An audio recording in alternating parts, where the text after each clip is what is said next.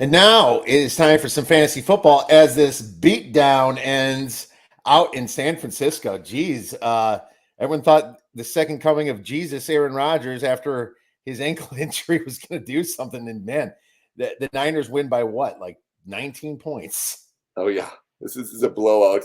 I thought there would be a little bit closer game than this as well, but yeah, Rodgers definitely wasn't the answer there. The Jets still have issues there, as you can tell by the game tonight.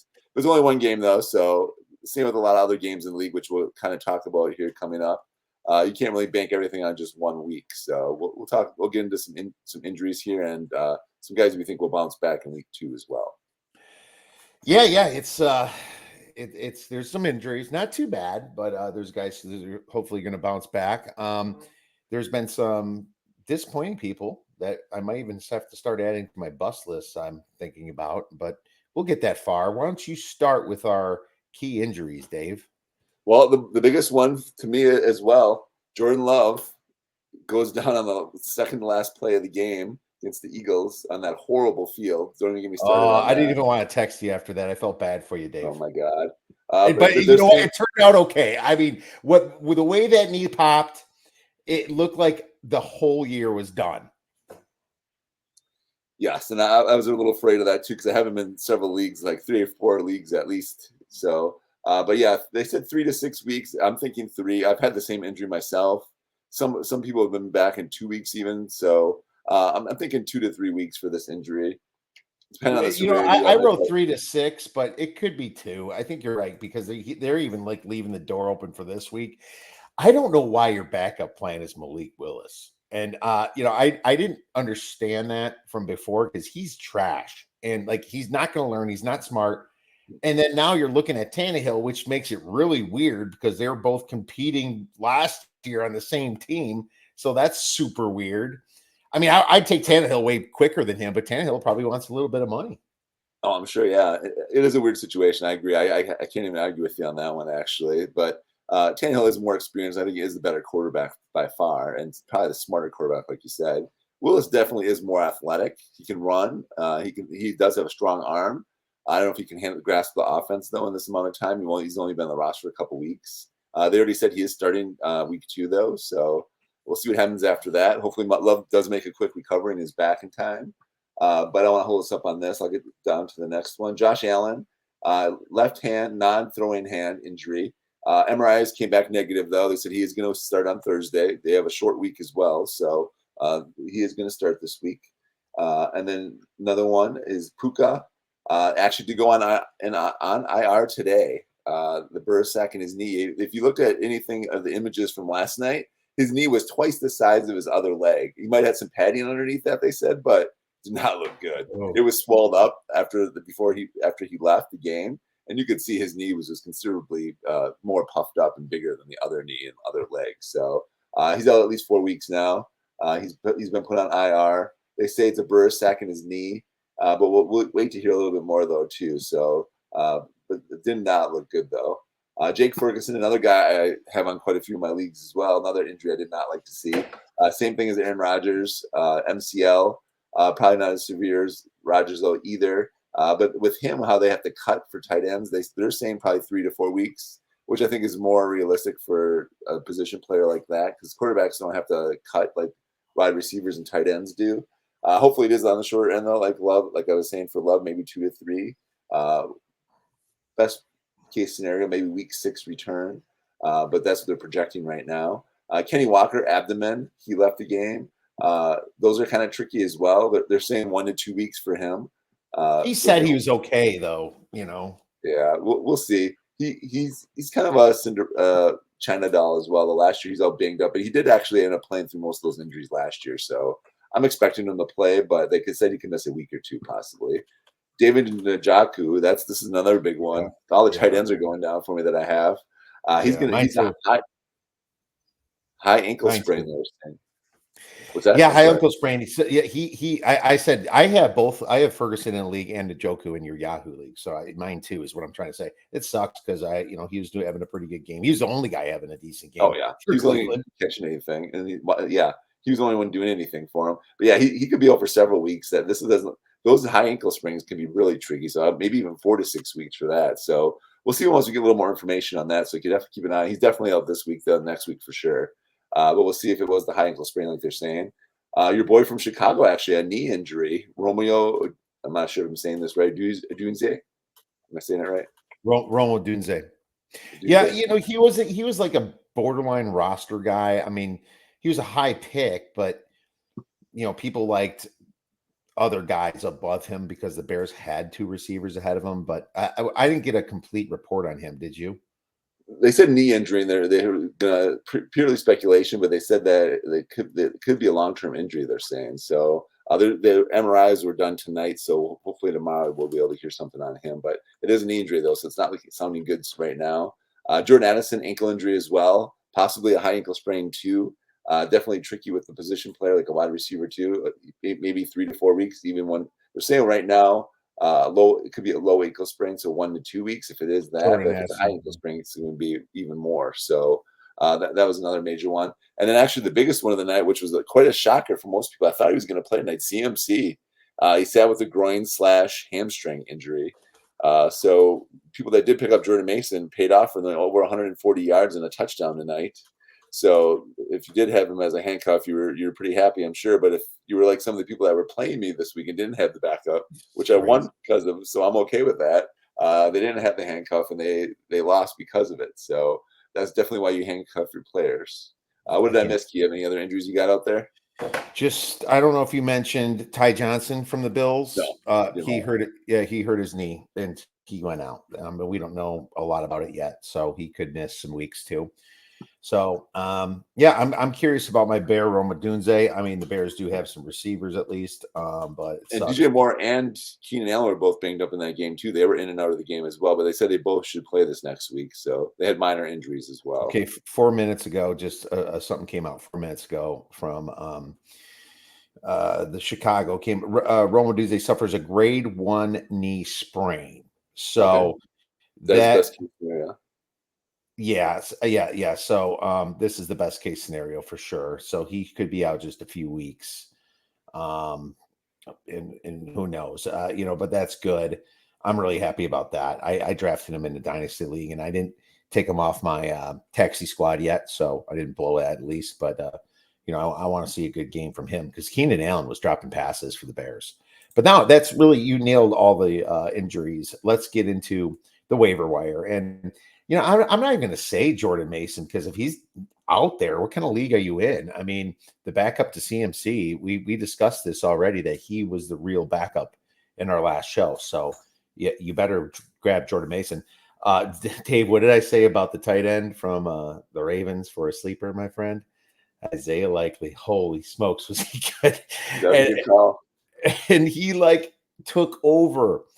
I mean, I'm afraid for what's his face over there now. That's usually Mark Andrews. I'm afraid for him. I'm like, geez, Likely was so good. Now Mark Andrews still plays, and sometimes they do some 2 tight end sets, but he's a must own now. Over 100 yards and a touchdown, almost 2 touchdowns. If his toe was inside, man, what a crazy game that was. And what I do is I think they'll still use Andrews and him at the same time, but Likely's more of a receiver. He's bigger, taller, faster, I think, than Andrews. So he's going to be more of like a hybrid receiver / tight end. But definitely, he's going to definitely take targets away from Andrews. So I definitely agree with that. But I don't see no reason why they both can't be playing though as well. Yeah, it feels like that whole Mayer and that situation at the Raiders, because Mayer's kind of like the bigger guy, even though he wasn't like a great tight end. He was last year or anything. He was kind of just that rookie, but Brock Bowers is kind of like more looking receiver guy. That's he led the team in targets actually this week, more than even Devontae Adams actually. And actually, you can do 2 tight ends too, because remember Gronk and Hernandez were both on the same team, and they were both getting fed all the time. So and they both and Zach Ertz and Goddard. I mean, exactly. That was a hell of a can be done. Yeah, it can be done. It sucks though. Malik Willis, I guess, if you're desperate, 2 quarterback league. I wouldn't trust him too much. I think the Packers are just going to pound the ball against this Colts team, which showed last week to be very weak against the run. So I'm looking at that line at 3.5 myself from a betting perspective, and I might take the old Packers and the coach there over the I Colts. like it. Kadarius Toney just picked up by Cleveland. So Cleveland obviously is suffering for pass catchers. Maybe Toney does something. He could be a speculative pickup this week. Tight end Foster Monroe had 4 targets and a touchdown for the Saints. But who didn't score on the Saints last week against that team? Oh, my God. The Panthers look terrible. Oh, I expected Bryce Young to be better, and it's only one game though, too. But yeah, the Panthers. I thought they were going to be improved this year, but they did not look improved at all. They still looked horrible. no, not at all. If you guys have any questions, just go to YouTube and put it in the comments. Would love to talk a little fantasy. Jamal Williams had 11 carries and a touchdown for the Saints, but how real is that? Is what I say. I mean, I assume he's still going to get a percentage. He's not going to be a starter, but he's a must own and probably a must handcuff too if you can.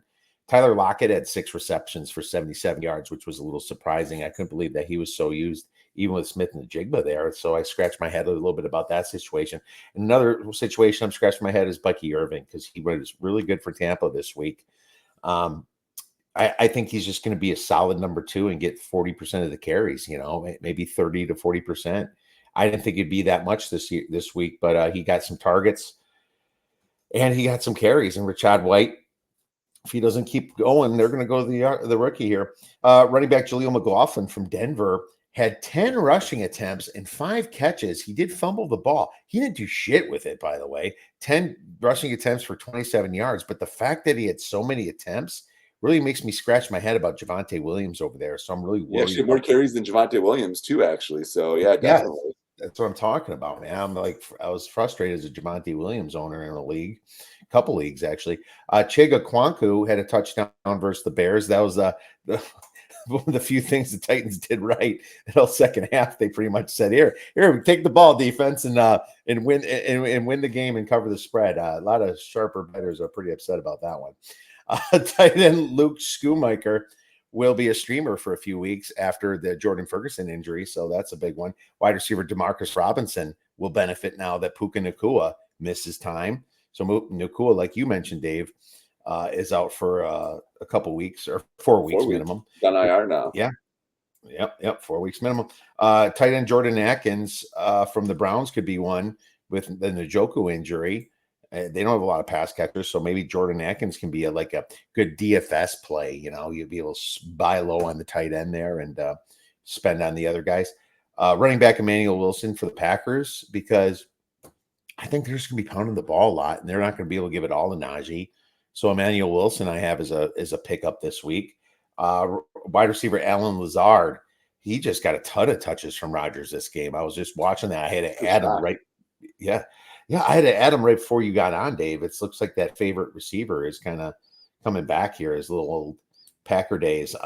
Bears defense. I mean, I think they might be a legit defense to own now, man. With the amount of points they put up there, and their special teams can score too. It's you might want to grab the Bears defense. And I also want to mention that after these waivers are processed, look to see who's dropped. Because you might get that handcuff for somebody. You might get that handcuff for like a Devin Singletary. You might get the handcuff for Jonathan Taylor. Look for those situations because they're huge. And we have a question here from Bronson Hao. I think you say it like that. I'm not sure. Trade Waddle and Keon for Amon-Ra St. Brown.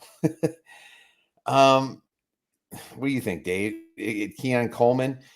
I think that if your bench is okay, yeah, you take the better player. You can't if you can't start 4 or 5 receivers, and I think Amon-Ra is one of the best receivers in the league. Yeah, and I agree. Like it's all going to depend on who else you have on your team, how deep you are at wide receiver, and how many other good wide receivers you have. Amon-Ra St. Brown definitely is better than Waddle, and Keon Coleman actually that's kind of just like a throw-in. So it's essentially Waddle for Amon-Ra St. Brown. Keon Coleman could be good, but he didn't really do anything the first week. Curtis Samuel got a lot more catches, and so does Shakir, like who I thought I would. But yeah, I would do that trade. Actually, just like I said, it all depends on who else you have and where you're the strongest at too. If you're strong at wide receiver already, I would definitely do that.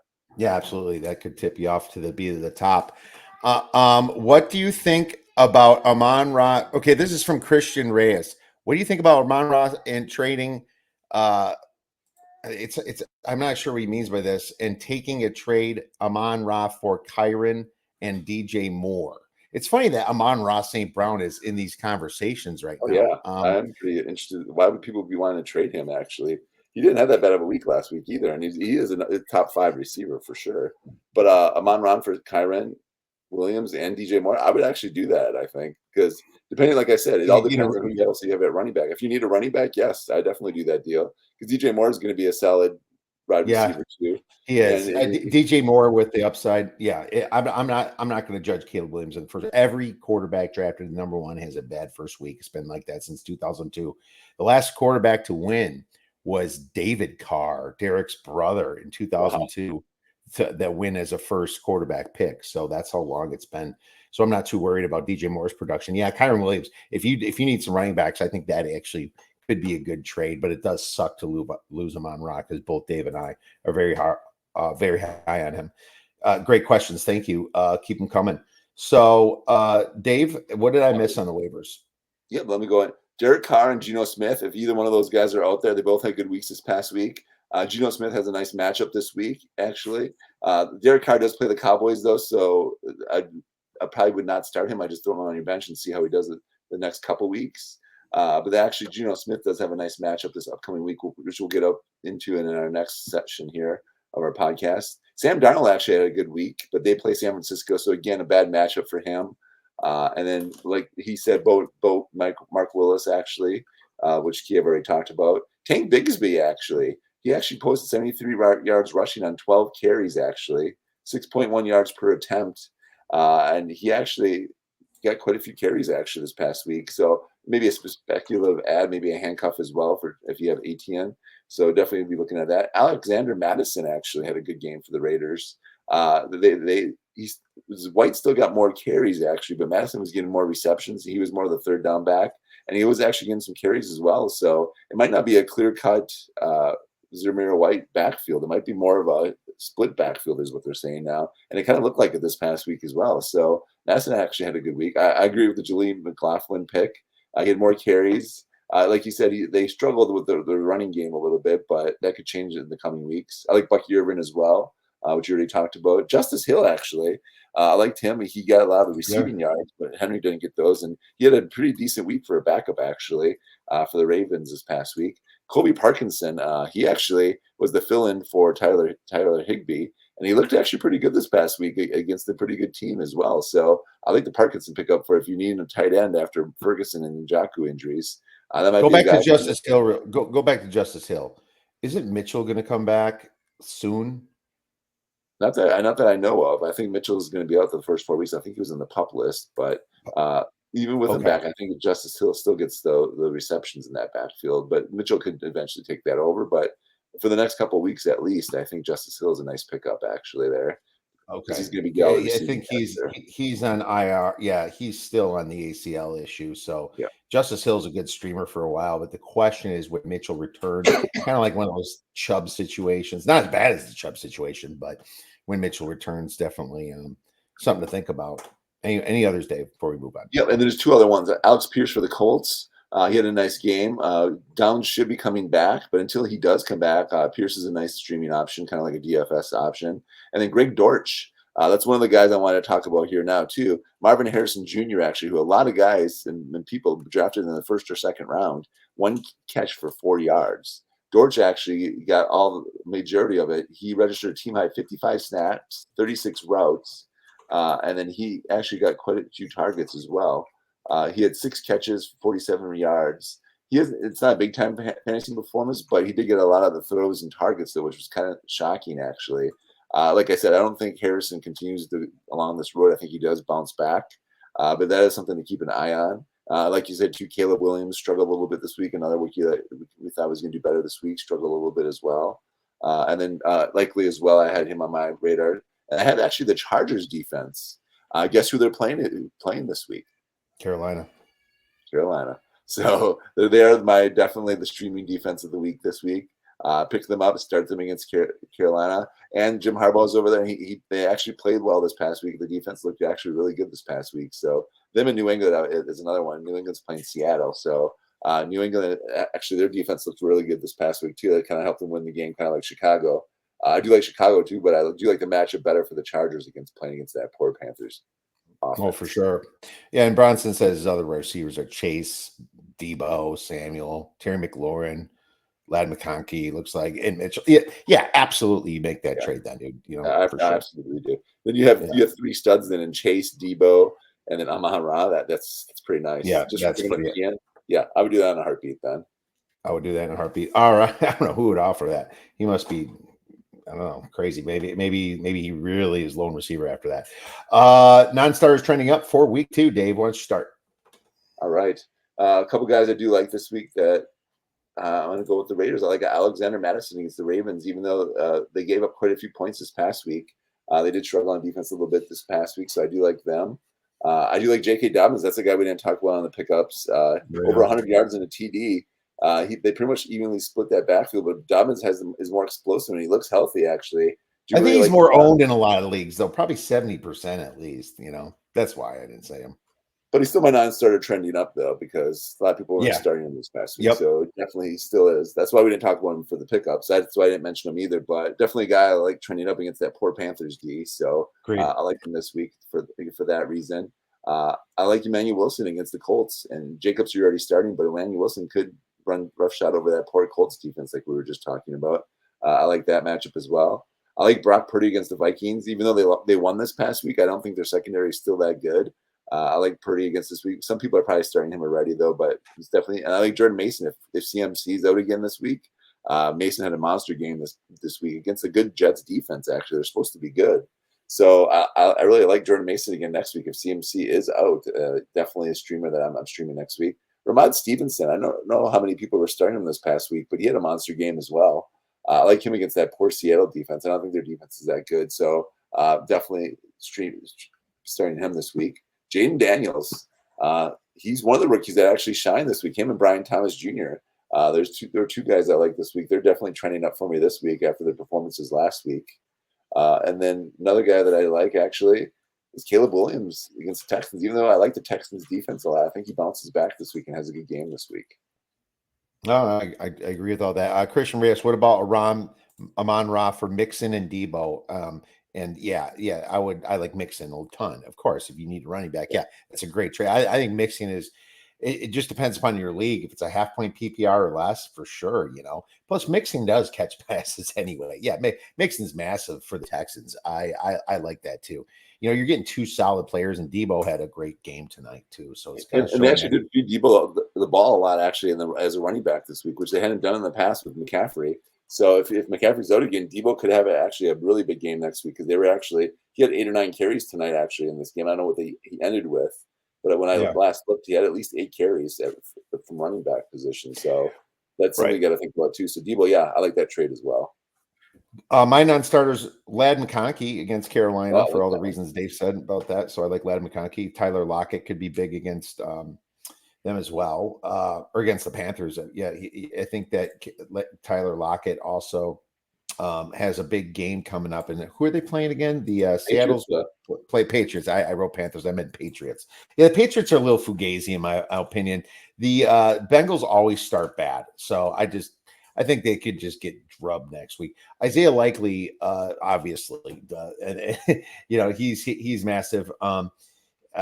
J.K. Dobbins was huge last week, and that's I agree with Dave. Jaden Reed, he's going to get the ball against the Colts after what he did. They're going to figure out how to get the ball in Jaden Reed's hands. You're going to be kicking yourself for not starting him. Guess who had the most receiving yards last week of any wide receiver?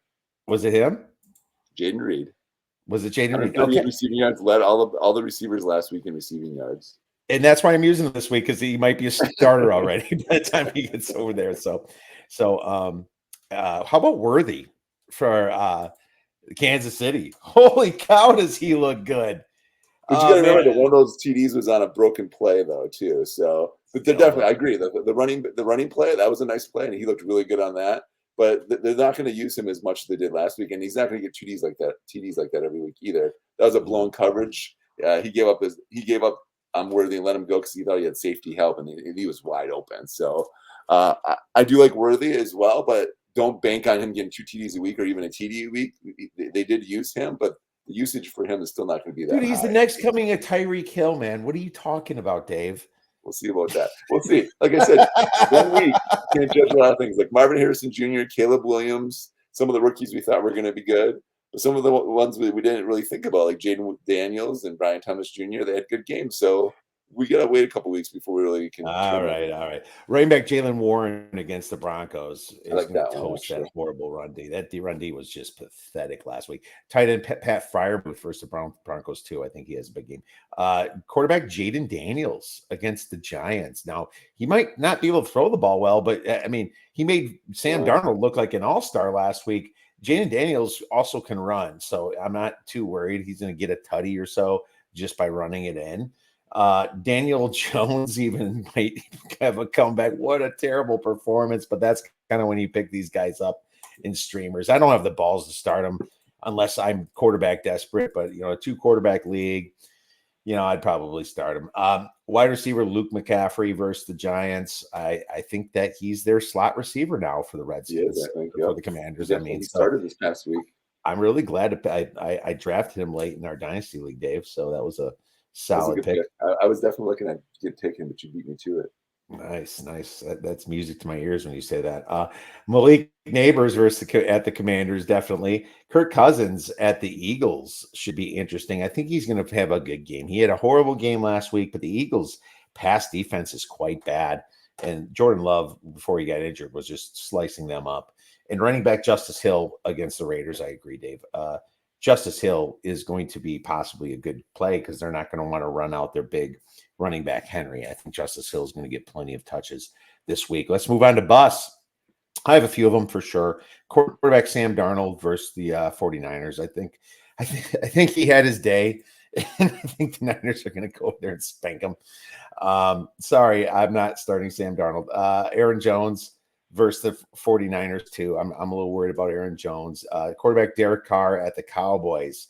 Now he looked good against the Panthers, but when he's got what's his face, number 11 in his face, Michael Parsons, that's not going to be fun for him. And I will say that though, Derek Carr did smoke the Cowboys on Thanksgiving once a couple years ago on the Raiders. Oh, that maybe he does. I don't know, but I just have to assume he's not. Right, and wide receiver Chris Olave, I don't like against the Cowboys either so much. Quarterback Trevor Lawrence against the Browns might be a little dangerous. The Browns had a really bad game against the Cowboys, and that defense is still really great. I think they're embarrassed. They're going to probably show up, and Jacksonville just tends to choke games away somehow. Wide receiver DeAndre Hopkins too. I don't like him against the Jets. Is he back this week? Because he was injured to start the year. So I assume he's coming back, but if not, that's just a double reason to have him as a bust. I don't like any of the Titans receivers really. Their tight ends okay, Okonkwo, but no. And I'm gonna throw Will Levis in there. I just think Will Levis is a terrible quarterback. I'm not a Will Levis guy. I think this team's in a lot of trouble the way he looked against the Bears last week, and I don't know about CJ Stroud against the Bears defense. He should eat him up, but I don't know. I mean, he had a good big win. I'm a little bit worried for Stroud. I mean, I'm not saying unless you have a better option, but I just put him as questionable. Dave, who are your busts? I still like Stroud actually against the Bears. I think Bears are a good defense this year, but I think Stroud definitely is still going to pop off against them now. And then I don't like Kirk Cousins against the Eagles at Philly too. At the Alpha big win, I don't like Kirk Cousins against him, so I'm downgrading him. Drake London actually struggled this past week too. That's another guy that I was kind of shocked on. A lot of people drafted him pretty high actually as a wide receiver, and he struggled this past week. He probably bounces back, but not against the Eagles this week, I don't think. Another guy I don't like this week. I think Joe Burrow struggles a little bit against the Chiefs actually again this week. Like you said, they usually start out slow. But I think Burrow does struggle again this week against the Chiefs. I disagree with that. He has the Chiefs number somehow. I don't know how, but he does.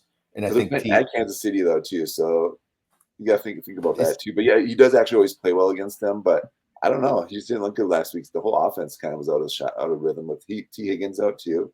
I don't know. I think he struggles again a little bit. So I don't like that one. We'll agree to disagree. Okay, that's fine.